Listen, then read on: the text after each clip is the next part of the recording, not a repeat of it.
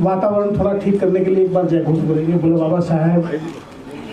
हम क्या बोलेंगे? बाबा साहेब हम क्या बोलेंगे? अमर हैं, अमर है। बाबा साहिब, बाबा साहिब अमर है। 2 बार बोलना है। बाबा साहिब अमर है। सर्वप्रथम बाबा साहब को याद करने का जो अवसर हमें दिया है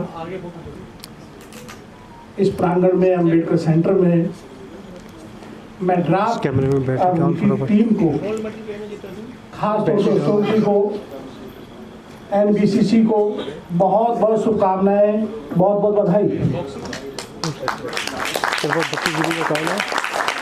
मेरे समक्ष तो सज्जनगण पधारे हैं आज, जिनको बाबा साहेब जी का अवार्ड, जिनका प्रेरणा से जुड़ा हुआ अवार्ड हमें मिलने वाला है, मिला है, उन सभी को मेरी बहुत बहुत शुभकामनाएं, बहुत बहुत बधाई। मैं समझ सकता हूँ कि काफ़ी देर हो गई और बाबा साहब के बारे में बहुत सुन भी लिया हमने। और 16 तारीख से पहले, 1 महीना पहले बाबा साहब की जयंती मननी आरंभ हो जाती है और 1 महीने बाद तक वो लगातार मनती है। मैं देख पा रहा हूँ मेरे समक्ष ऐसे ऐसे हस्तियाँ बैठी हैं जो बाबा साहेब जी को के बारे में विद्वान हैं, ज्ञानी हैं। उनके सामने मैं, हमारे बीच में धर्मवीर जी हैं, उनके प्रेरणा हमें मिलती रहती है। हमारे दिल्ली प्रदेश के अध्यक्ष मनोज जी बैठे हैं, जो पूरी दिल्ली में बाबा साहब का जो सपना है और जो बाबा साहब बताकर गए हैं उन बातों को लेकर के आगे बढ़ रहे हैं दिल्ली से। मेरे संगठन महामंत्री डॉक्टर मनोज कैन बैठे हैं। एक कार्यकर्ता हमारे बीच में बहुत दूर से आए हैं, दिनकर जी, ग्वालियर से। ऐसी सभी महाभूतों को मेरा अभिनंदन, वंदन। और खास बात जो मुझे सबसे अच्छी लगी,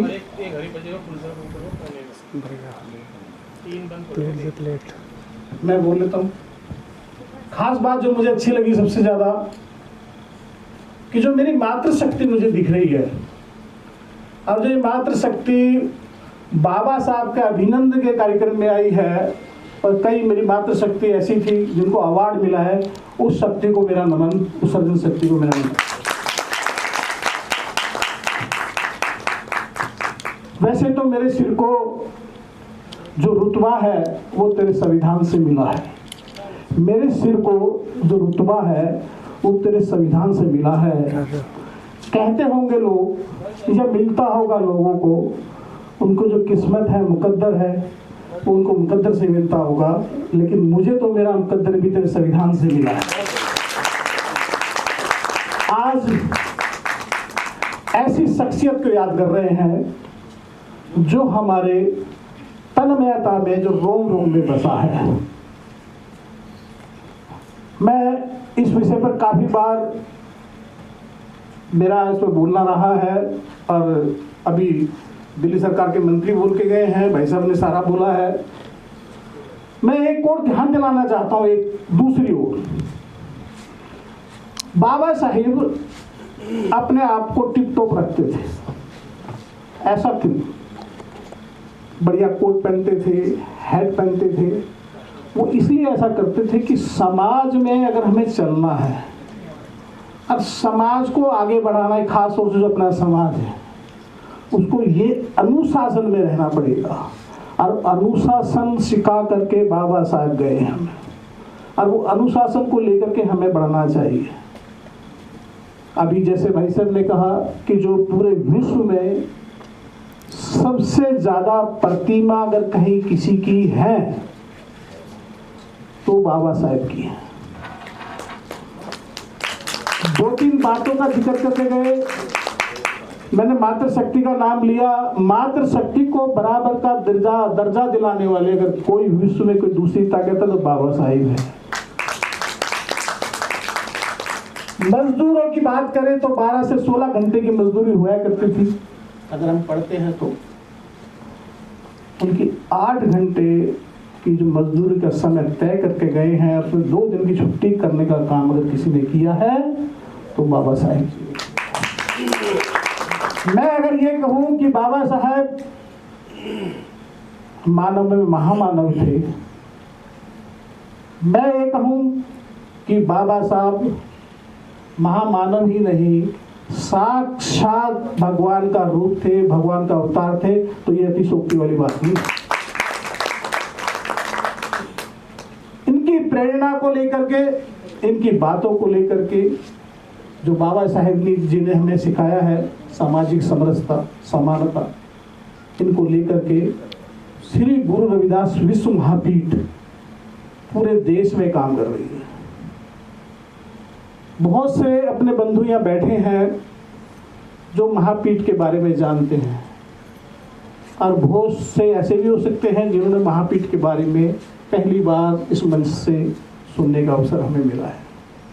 मैं ये बताने के लिए आया हूँ कि महापीठ का जो अहम मकसद है, जो बाबा साहेब जी का सपना है, सामाजिक समरसता, सद्भाव और समाज को आगे ले जाने का काम महापीठ कर रही है। मैं आह्वान करने आया हूँ आप लोगों से, राष्ट्रीय अध्यक्ष होने के नाते, मेरे अध्यक्ष भी यहाँ आए हुए हैं, कि महापीठ के इस आह्वान में जुड़िए। आज अशोक जी देश में नहीं, पूरे देश में जिस तरह का दिल्ली में काम है, अभी मैं कल रात को गुजरात से आया हूँ, उसी तरह से मध्य प्रदेश का काम है, 6 दिन मध्य प्रदेश में भी आया हूँ। बहुत ज़्यादा लोग खुद आगे बढ़ करके बाबा साहब के सपनों का भारत बनाने के लिए अग्रसर हैं। दोनों हाथ बिछाकर खड़े हैं। हमें इनको गले लगाने की जरूरत है, इकट्ठा करने की जरूरत है। देखिए, समाज में कभी भी अगर उन्नति और स्वाभिमान लाना है तो अपने आप को तो ताकतवर बनाना पड़ेगा। मैं कई बार कहता हूं, समाज में नहीं, किसी भी क्षेत्र में अगर कोई बलि दी जाती है, किसी का शोषण किया जाता है, तो गरीब आदमी का दिया जाता है, कमजोर का दिया जाता है। जिस दिन आप ताकतवर बन गए और गरीबी को लेकर के इकट्ठे हो गए, जब इकट्ठा होकर के संघर्ष होता है ना, तो प्राचीर पर प्रतिष्ठा की मार करता है। वो उछाल करके सिक्का उछालो, मुझे लगता है वो सिक्का ना आसमान में आपका सुराग करते फिर कहना। ये बात लेकर के मैं आपके बीच में हूं। बाबा साहब का जो जीवन है, बाबा साहब 3 से 4 घंटे सोते थे। अगर उनको पीड़ा नहीं हुई होती या समाज के बारे में चिंतन ना करते, तो क्या वो इतनी जल्दी हमारे बीच में चले जाते? उनका ऋण है हमारे ऊपर, उन ऋण को चुकाने का काम हमने करना चाहिए। उनकी जो बातें हैं, उनके जो विचार हैं, उनको लेकर के आगे बढ़ने का काम हमारा है। जयंतियां आएंगी, परिनिर्माण दिवस भी आएंगे, संविधान दिवस भी आएंगे, लेकिन विषय यह है कि इसमें से हमने लिया क्या है। आज जयंती मना करके घर जाएं, कुछ तय करें कि समाज में मैंने 2 घंटे 1 घंटे काम करने का निर्णय लिया है। मैंने अपने पड़ोस में जो मेरे भाई मेरे बंधु रहते हैं, उनको आगे बढ़ाने का काम मैंने किया है। अगर हम जीवन में अगर ये तय कर लेंगे, तो मुझे लगता है कि बाबा साहब की सच्ची जयंती मनाने का काम करेंगे। शिक्षित बनने का जो उन्होंने टाइटल दिया है, और फिर संगठित होने को कहा है, फिर संघर्ष करने के लिए कहा है, ये तीनों बात लिखने के लिए कितना शोध किया होगा अगर हम इसकी गहराई में जाएंगे। जब तक अपने परिवार शिक्षित नहीं होंगे, आज मेरी माताएं बैठी है मेरे समक्ष, तय कर लीजिए कि यहां से जाने के बाद जो मेरे घर की पूरी इनकम होगी ठीक आधी करके वो एजुकेशन पे खर्च करेंगे, ये तय करके जाइए। जिस दिन हमने ये तय कर लिया कि मेरे घर में जो भी इनकम होगी उसका आधा खर्चा हम पढ़ाई पर खर्च करेंगे, मुझे लगता है कि बाबा साहब का सपना है वो साकार होगा, बहुत जल्द साकार होगा।